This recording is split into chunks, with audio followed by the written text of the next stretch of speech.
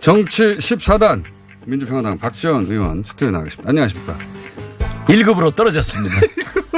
살려주세요. 제발 손혜원 의원 질문하지 마세요. 아니 그 전주에 나오셨을 때는 투기 아니라고 했다가 그 뒤에 다시 또 강력하게 말씀하시다가 그러다가 이 큰 싸움에 좀 휘말리셨어요. 그죠? 예. 저는요. 예. 진짜 손혜원 의원의 순수성을 믿었어요. 예. 그렇지만 뭐 20여 채 된다고 하니까 예. 어쩔 수 없이 정리를 했는데 예. 좀 지금 더 보면은 예. 손혜원 의원이 그때 당시 문제가 됐을 때 사실대로 밝혔으면은 이런 파장이 없었을 거예요. 그런데 지금 예. 억울한 점이 많아요. 아, 억울한 점도 있다고 이 보십니까? 목포에 예. 한 채, 예. 조그만 한 채가 옛날 도시이기 때문에 예. 집원이 3개로 4개로 합쳐진 게 있어요. 그렇죠. 맞습니다. 그게 각각 한 채처럼. 4채가 되고 3채가 되는 거예요. 그래서 그러니까 좀 과장되고 부풀려진 게 있는데 저는 억울한 측면이 있다. 억울하죠. 그러나 그 책임도 손혜원 의원이 사실대로 처음부터 정리를 했으면 누가 그러겠어요. 저는 지금 떨고 있습니다. 그래서 아니 억울한 측면도 있고 20채 이런 건 과장이라는 것도 뭐 29곳이에요. 지금 현재 밝혀진 것은. 그렇기 때문에 과장된 것도 있고 억울한 것도 있지만은 저는 아무튼 떨고 있고 얘기하지 않는 것이 좋고 또 손혜원 의원이 그러한 모든 재산을 목포에 기부 체납하겠다. 예, 그렇게 말했죠. 네, 그러면 얼마나 좋아요. 예. 그렇게 되면은 진실성을 믿어야 돼요. 예. 그런데 하나 좀 유감스러운 것은 어제 그렇게 기자회견 장소가 다 폐허된 곳인데 물론 본인은 이런 것을 샀다라고 하지만은 목포시가 저렇게 나쁘냐 이런 전화를 많이 받았는데 다른 데 가면 아주 좋습니다. 근데 이제 문제가 된 건 거기니까 거기서 그렇죠. 할 수밖에 없었죠. 예. 아 그리고 의원님 이 정도에서 빠지시죠 이제. 아 저는 빠져요. 나는 제발 지금 따발청소해야 되는데 맞아요. 그래서 저는 안 하는데 하나 분명한 것은 제가 그래도 1년 52주 중 50번 이상 금기원래 금요일 날 갔다가 월요일 날 돌아오는데 목포 본 사람이 없다 하더라. 이런 거나 서로 동선이 다른가 보요. 목포 역사를 지금 현재 제가 임성역에서 거리 찾아다 놨는데 거기하고 만호동 그 거리하고 한 1km도 안 돼요. 네. 거기다 옮기려고 했는데 내가 반대했다. 그런데 목포 역사를 만약 거리 1km 떨어진 것을 옮길 수도 없지만은 옮기면은 그쪽의 문화재는 다 깨지는 거예요. 네. 그래서 저도 좀 안 할랍니다. 제발 질문하지 마세요.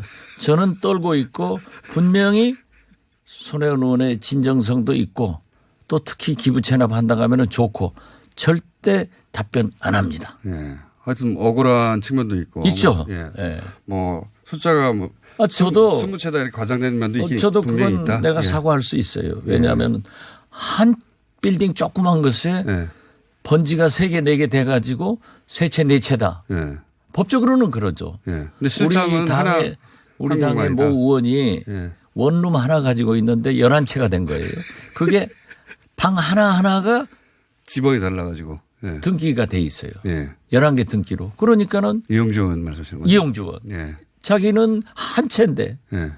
법적으로는 11채니까 언론은 밤낮 이용주 의원 11채다 하는데 억울해 하다고요. 딱 그걸 보고 아, 손혜원 의원도 이런 점이 있구나. 예. 그러면 우리 당 이용주 의원은 억울하고 손혜원 의원은 억울하지 않겠다 하는 그렇게 생각하면 제가 잘못이죠. 그런 것은 이해를 처음에는 하니까. 20채라고 해서 또 오해한 면이 있긴 있다. 그렇죠. 네. 예, 그 점은 사과하나 어쨌든 그것까지도 아니, 사과는 아니지만은 조금 전에 사과하시다가 아니 또 사과했다 하고 난리가 나요. 그래서 그걸 좀 여기까지만 밝혔으면 좋았을 건데 그런 아쉬움이 있습니다. 알겠습니다. 여기까지만 하시고 예. 무슨 말을 하든 오늘 처음으로 공장장이 내 말을 들어주네. 묻지 마세요. 묻지 마세요. 네. 자, 우리 전라도로 묻들 말어. 자, 그건 거기까지 하고요.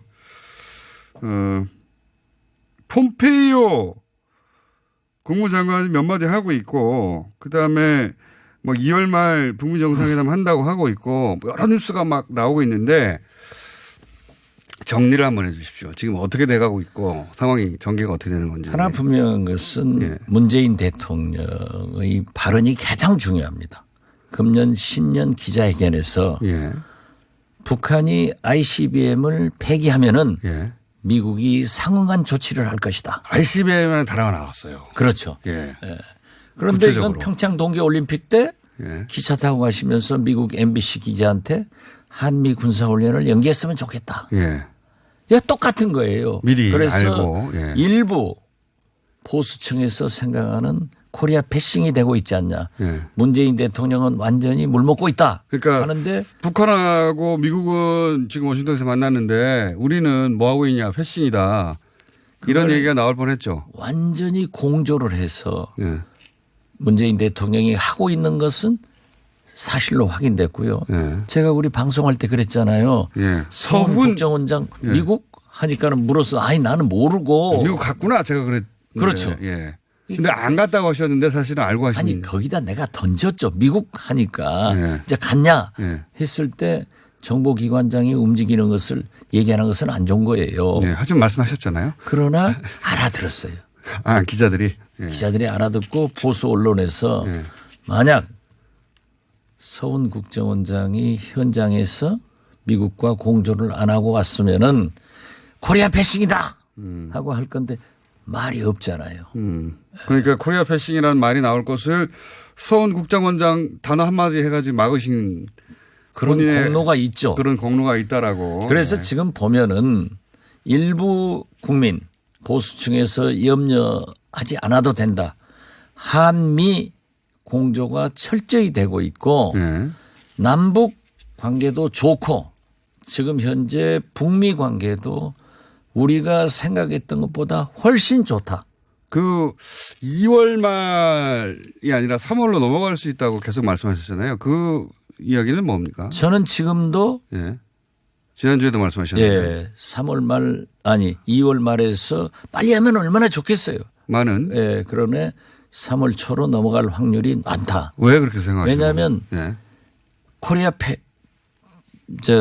셧다운. 예. 셧다운이 물론 미국 CIA나 국무성 같은 주요 기관은 일을 해요. 예. 저 공항의 관제탑 같은 거, 예.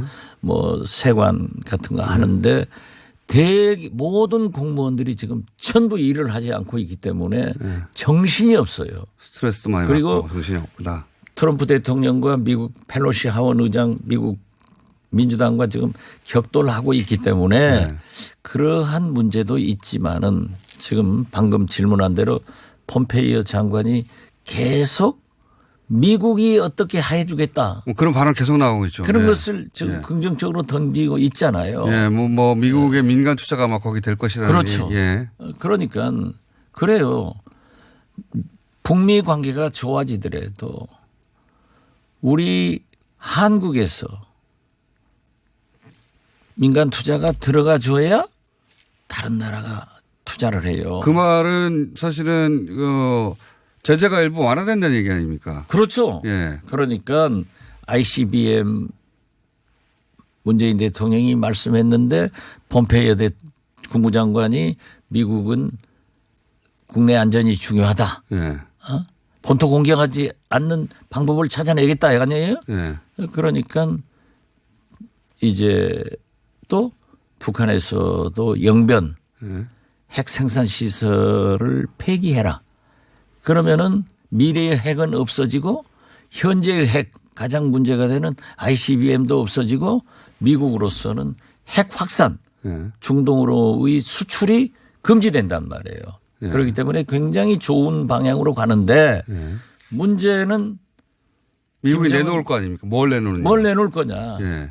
그러니까 지금 현재 석유를 완화해 주겠다. 네, 석유가 들어가도록 해 주겠다. 또 예. 금강산 예. 개성공단 문제를 풀어주겠다 예. 하는 식으로 지금 서로 변죽을 울리고 있어요. 그러니까 북한은 어디까지든 할 수 있는데 미국이 뭘 내놓느냐에 따라서 그 폭이 결정되는데 지금 미국이 계속 이렇게 저렇게 던지는데 그거를 협상하다가 조금 길어질 수도 있다. 그렇습니다. 2월 말이 아니라 3월로 갈 수도 있다. 그런데 이제 트럼프 대통령이 그 딜의 거래의 왕자 아니에요.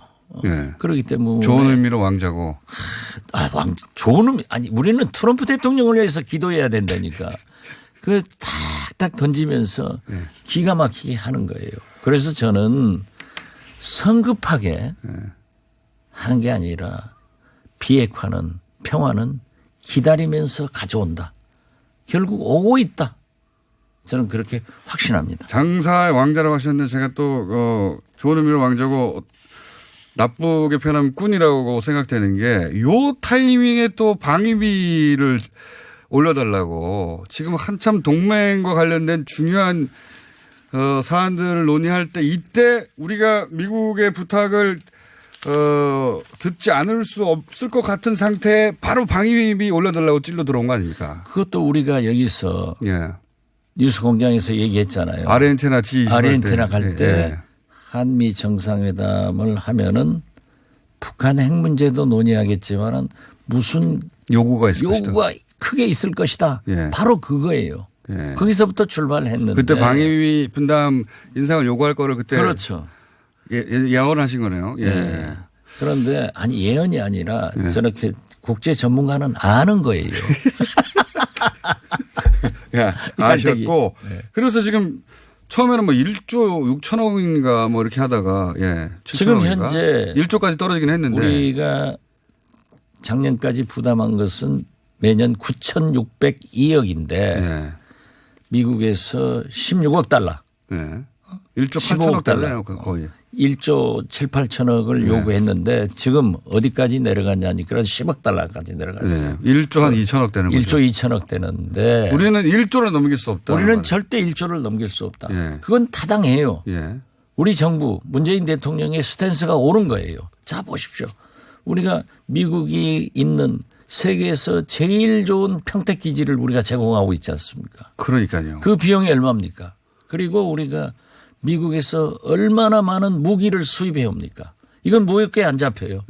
우리가 미국에서 1위 국가였는데 비행기, 수입 1위, 첨단 과학 제품, 지적 소유권 우리가 얼마나 미국에 기여를 경제 발전에 기여를 하고 있는데 우리는 미국에 파는 것이 핸드폰 등 이게 사실 조립품이에요. 이익도 별로 없는 거예요.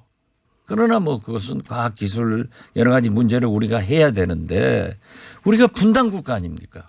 세계 유일에 또 미군의 주둔은 우리한테는 절대적으로 생명처럼 중요하지만은 미국의 국익에 가장 필요한 거예요. 그럼 미국으로서는 기지 아닙니까? 기지. 그렇죠. 해외 기지를.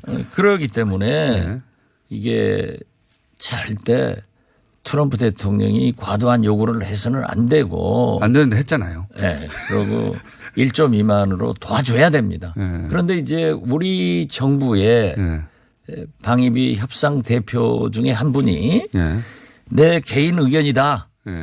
그러면서 우리 국방비 예산이 작년도 금년에 8.2%가 증가됐어요. 우리 국방비가 증가한 8.2% 정도는 수용할 수 있다. 이걸 얘기한 것이 그게 얼마입니까? 1조 200억이에요. 아, 그거 보고 때렸군요. 지금 미국이.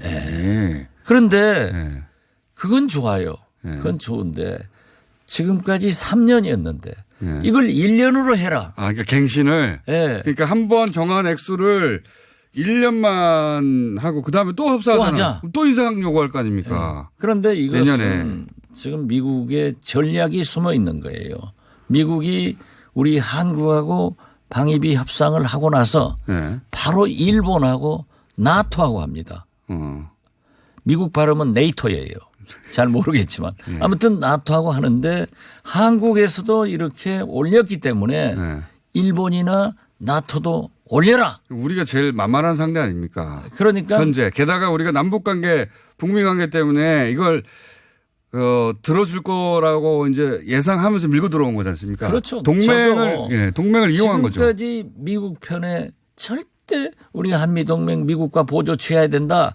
친미적 발언을 해봤지만은 이건 당신은 너무합니다. 야, 진짜. 그러니까 장사꾼이라고 제가. 그래서 예.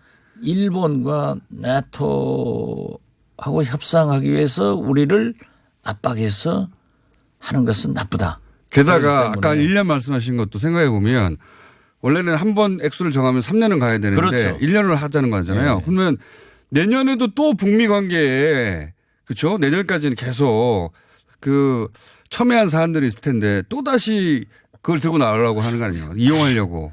그리고 이제 한반도 관계를 북미 관계가 개선되면은 예. 북한의 경제 원조가 있는데 그것은 우리가 해야 된단 말이에요. 예. 미국은 안 해요. 돈 내는 것은 안 해요. 예. 그렇기 때문에 저는 트럼프 대통령이 한미 동맹과 분단 국가 미군 주둔의 필요성에 의거해서 이건 좀 양보해야 된다. 그래서 1조 미만이 되도록 그리고 반드시 3년을 해야지 이번에 타결해놓고 바로 또 내년 또 재협상 또 협상하면은 그때 또 안 된다. 북미 관계를 이용하려고 하겠죠. 그렇죠. 동맹을 돈 문제로 연결하는 그리고 여기에다가 정말. 미군 철수를 뭐 공갈식으로 얘기하는데 네. 미군 철수 자기들 때문에 못합니다. 그런데 이게 지금 일부 보수적인 전직 외교부 장관들은 이걸 부담하자. 누가 부담 안 한대요? 너무 과도하니까 하는 거예요. 그러니까요. 예. 그러면 보수는 제가 늘 주장했지만은 미국과 괴를 같이 하니까 미국 주라는 대로 돈 주자 하면은 대북 정책도 같이 해야 될 거 아니에요. 그건 왜 또 반대해요? 그 말은 맞는 말씀입니다. 어쨌든 제 말은 모두가 맞아요. 그렇지 않을 때도 있었지 않습니까? 이러면서. 최근 손혜원 사건 관련해서는 여기서 이제 더 이상 참전 안 하시는 거죠? 오늘 안 해요. 안 해요. 제가 바보예요? 난 떨고 있어요. 자, 자유한국당 상황도 한번 짚어보겠습니다.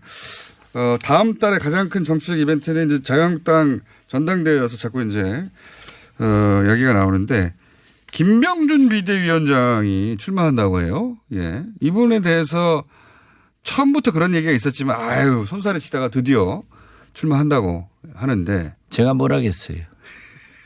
그분이 간단한 분이 아니에요. 네.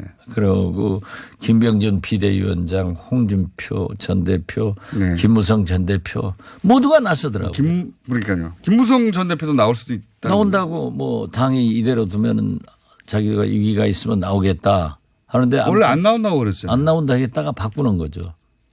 그래서 다 나오는 겁니까 그럼? 군부를 떼더라고요. 지금 현재 보면은 황교안, 오세훈, 홍준표, 김병준, 김무성. 네. 네. 이분들 말고 그 외에도 많잖아요. 뭐 안상수, 김진태 많죠. 예. 뭐 한 10명 정도 되겠네요. 그게 최소한. 분리선거가 아니고 1등이 당대표가 되고. 그러니까요. 원래 집단이면 뭐 여러 명 나와가지고 2등, 3등, 4등 다 최고위원 되는 건데 근데 지금은 그렇지 않으니까 10명 나오면 1명만 되는 거 나머지 다 떨어지는 거잖아요. 그렇죠. 그럼 최고위원은 누가 나오고 이 사람들이. 아니 그러니까 이제 저렇게 운 띄고 나중에 보면은 정리를 해요. 그래요? 그런데 나는 제일 웃기는 게 김병준 비대위원장이. 왜 제일 웃깁니까? 참. 제가 그분은 대통령 후보 하려고 하는 거예요. 그렇게 말씀하셨죠. 처음부터. 처음부터. 네. 본인의 대통령 출마를 위한 코스를 밟고 있는 거니까. 그렇죠. 예. 그분을 대통령으로 원하는 국민들이 있어야 그것도 가능한 건데 처음부터. 극소수가 있죠. 지금 황교안 전 총리도 그분은 여러 지지율이 나오니까요 또. 그게 가지고는 안 돼요. 태극기 부대들 가지고. 그래도 지지율이 나오니까 나오죠. 이제 김병준 위원장 비대위원장은 그런 대중의 요구가 없잖아요. 자기 생각으로는 있죠. 저도 지금 생각하고 있는데 착각은 자유예요. 당대표 자유한국당 당대표 나가시려고요? 저도 그 자유한국당에 있었으면 당대표 나갔을 것 같아요. 세상에. 그런 상황입니까 지금? 그렇죠. 다 나오는 상황이에요? 다 나오는 상황이죠. 왜 이렇게 다 나오는 거죠? 지금 주인이 없으니까 그리고 어떻게 될지 모른다고 생각하는 겁니까? 예, 내년의 상황이 지금 박근혜 대통령이 감옥에 있으나 저는 금년 내로 나온다고 봐요. 계속 그 말씀하시는데. 예, 네. 나오면은 친박 비박이 갈라지는데 거기에 지도부에 들어가 있지 않으면은 다음 공천이 어렵단 말이에요. 박근혜 전 대표가 여전히 나올 거라고 보시는 겁니까? 저는 나오리라고 봅니다. 왜냐하면 박근혜 대통령이 정치를 직접 일선에서 하지 않더라도 네. 근데 이제 사단들이 움직이죠. 근데 그거는 결과이고 애초에 현 정부에서 박근혜 전 대표를 뭐 보석이든 뭐든 어떤 이유로든 풀어줄 이유가 없지 않습니까? 아니 현재. 그러니까 지금 현재 건강 문제 때문에요? 건강도 건강이지만은 네. 2년짜리 선거법 위반이 있어요. 네. 이게 금년 11월 달 되는데 네. 저는 대법원에서 선고가 이루어지지 않을 거예요. 그래서 구속 만기로 나올 확률이 많다. 지금 우병우랑 모두가 확정이 안 돼가지고. 확정 안 돼가지고 구속 만기로 다 나오고 있잖아요. 나왔다가 다시 들어가는 경우도 있긴 있었으나. 그렇죠. 어쨌든 대법원 판결이 안 나서 네. 나올 수 있다는 말씀이시군요. 그렇죠. 네. 그런 상수가 있어요. 와해 석방이 아니라 네. 형이 확정되면 다시 들어갈 수 있지만. 그렇죠. 네. 그것이 올해가 될 가능성이 높다 이렇게 올해가 될 석방시켜 거예요. 주는 게 아니라 현 정부가 그럴 수도 있군요. 그럴 가능성이. 지금 우병우랑 다 구속 만기로 나왔잖아요. 그렇죠. 그랬죠. 지금까지 몇 명이나. 김유춘 비서실장도 그렇게 나왔다가 또 다시 들어갔고. 그런 대상이 될 수 있다는 말씀이시군요. 그게. 그러니까 박근혜 대통령은 존재 자체가 정치이기 때문에. 그렇게 만약에 나왔다면 이 정치판 지역이 막 움직일 것이다. 크게. 굉장한 요동을 치죠. 지금 보십시오. 과거에 얼굴에 칼 맞고 딱 수술하고 대전은요. 하니까 그 떨어지던 한나라당 후보가 당선돼 버리잖아요. 그때하고 좀 다르지 않습니까? 많이 다르죠. 그러나 특정 지역은 지금도 요동칠 수 있다. 황교안 마지막 질문인데요. 황교안 전 총리가 여전히 이렇게 많이 나오는 가운데서도 1등 예상 후보죠. 그렇죠. 저는 황교안 후보가 당대표 되리라고 봐요. 그러니까 지금 홍준표 대표가 못 살지. 당대표 시켜놓으면은 대통령 후보를 겨뤄야 되니까 자기도 나와서 황교안을 한번 꺾어보느냐.